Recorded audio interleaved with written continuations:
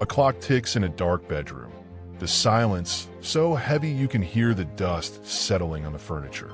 It is 1995, and a mother is staring at a telephone that refuses to ring. She is frozen in a silent panic that will last for 20 years. But right now, we are moving fast down a pitch-black stretch of Route 58 in Greensville County, Virginia. It is 1:30 a.m. on June 26th. The air is thick, humid, and heavy. Suddenly, a massive screech of tearing rubber punctures the night. A micro-sleep, a single fraction of a second where a tired driver's eyes snapped shut and a Chevrolet van careens violently off the asphalt. It launches into the tree line, striking two massive oaks with catastrophic force. The impact folds the metal like paper. When the first responders arrive, their flashlights cutting through the rising steam and settling smoke, they find two young men. The driver is dead, but his wallet reveals his identity instantly. Then, the beam of light shifts to the passenger side, and everything goes dead cold. The passenger has no wallet, no ID, no driver's license, nothing in his pockets but a cheap yellow lighter, a small note scribbled to Jason from a girl he met along the road, and two concert tickets for the Grateful Dead's performance in Washington, D.C.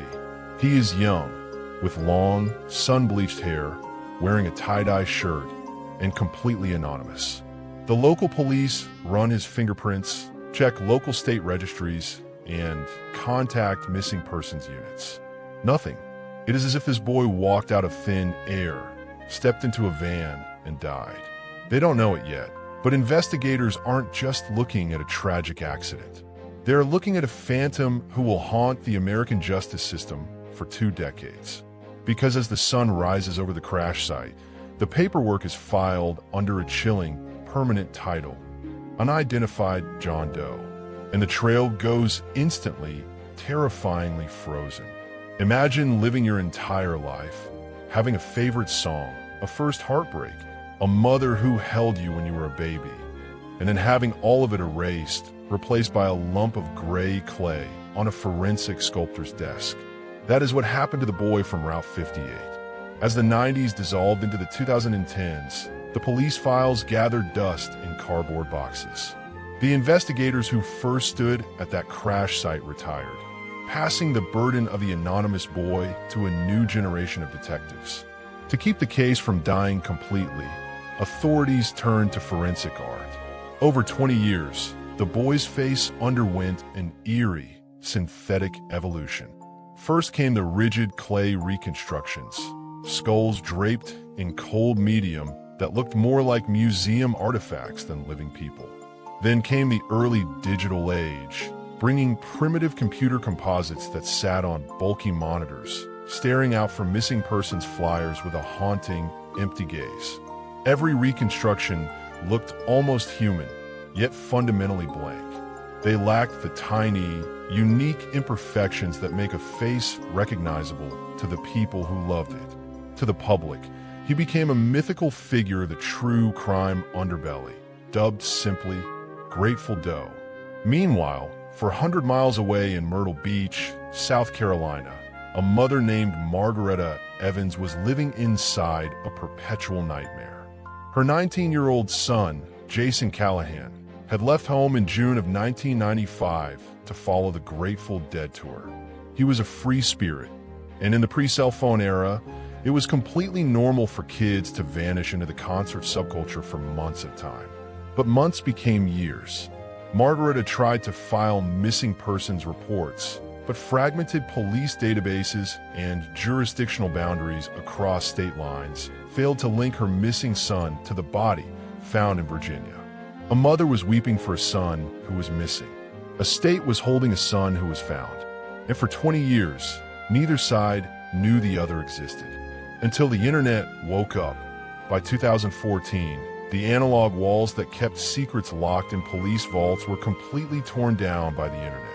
A new force was rising, the crowdsourced investigation. On platforms like Reddit and Facebook, communities of ordinary citizens, teachers, nurses, IT workers began looking at cold cases not as passive entertainment, but as an urgent moral responsibility. A dedicated group of online sleuths looked at the digital reconstruction of Grateful Doe and made a quiet pact. This boy is someone's child, and we're going to give him his name back. They didn't have badges or forensic labs. They had spreadsheets, internet connections, and relentless empathy. The digital detectives went to war with time. They meticulously reconstructed the entire 1995 Grateful Dead tour itinerary.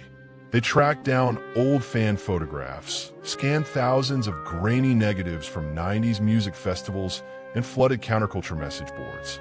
They chased hundreds of false leads, exhausted dead ends, and wild rumors.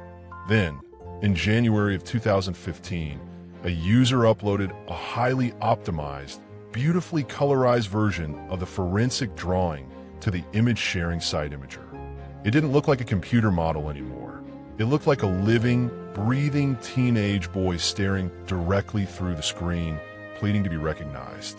The post exploded across the internet, accumulating millions of views in a matter of hours.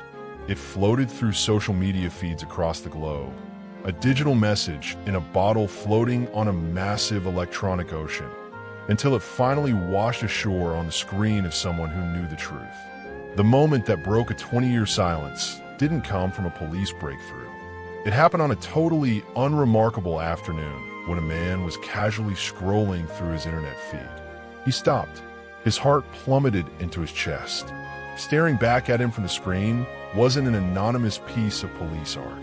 It was his old roommate from the mid-90s, a guy he knew simply as Jason. He immediately contacted the Facebook investigators, providing real, physical photographs of his old friend. When those images hit the online community, a collective gasp echoed across the web. The physical photos of Jason Callahan showed the exact same eyes, the identical jawline, and the same long, sun-bleached hair as the forensic composite. The family was tracked down, and the agonizing truth began to close in on Myrtle Beach. But the internet's conviction isn't legal reality. The state of Virginia required absolute proof. Margaretta Evans provided her DNA, initiating a torturous, months-long waiting period. For 20 years, this family had survived on the thin, fragile hope that Jason was out there somewhere, living an untethered, happy life under the radar. Now, they had to sit in silence while a genetic sequencing machine in a cold lab decided whether their son had been dead in a grave since 1995. The psychological tension was agonizing. On December 9th, 2015, the lab results came back. The match was 100%. The boy who vanished into the music finally had his anchor restored. Grateful Doe was officially identified as 19-year-old Jason Callahan. It was a shattering, bittersweet victory for the internet sleuths and a devastating finality for a mother. The wandering boy wasn't coming home, but at least, finally, he was no longer a ghost. Jason Callahan's story completely rewired how the world views the digital space. It proved that underneath the noise, the arguments, and the isolation of the internet, there is a deep, untapped well of human empathy. Thousands of complete strangers looked at an anonymous boy from a 1995 car wreck and refused to let him sleep in an unmarked grave. They built a bridge across 2 decades of silence, using nothing but their screens and their hearts. But as Jason finally rests beneath his own name, we have to look out into the vast, dark landscape of our justice system. Today, right now, there are still thousands of unidentified John and Jane Does sitting in cold storage boxes and nameless plots across the country. They are daughters, sons, fathers, and mothers whose anchors have been cut, waiting for someone to look closely enough to remember who they were. Jason proved that no one is truly lost if someone is still looking. We have the technology to bring them all home. We just have to choose to look into the dark.